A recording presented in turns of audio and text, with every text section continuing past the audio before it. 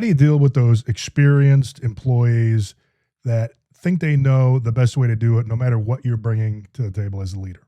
Let's say you've got somebody that's been in the same role 20, 30, or maybe even 40 years. How do you, as the young new manager, get a hold of that situation and get done what needs to be done?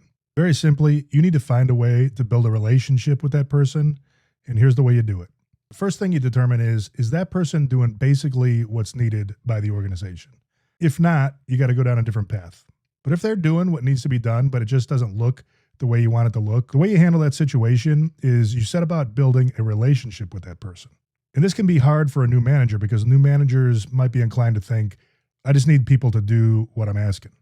So the best way to handle that situation is to show them that you respect their experience. This might be kind of hard to do because sometimes people can be very abrasive and condescending to new managers, but it's the only way. Ask them from over the years some of the things that they've seen go really well and really poorly. People want to be heard. The next thing you do is you defer to them on anything possible. Now, you can't sacrifice safety or quality, and there's probably some other things that just you can't simply defer, but there's probably a lot of little things that you can. And again, this is something that new managers can have a tough time with because they think they need to control all the details, and you don't. How long do you do this? I would say give it 6 months. So you got a little bit of investment going here. And during that 6 months, you want to try to remind yourself, or at least think to yourself, what would it be like if you were in their position? Because you will be at some point, and you're going to have some of the same feelings toward the people who are over you.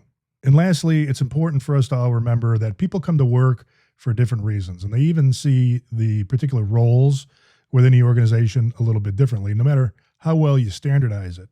So consider how they're seeing the role as well. But it takes time, and I've done it.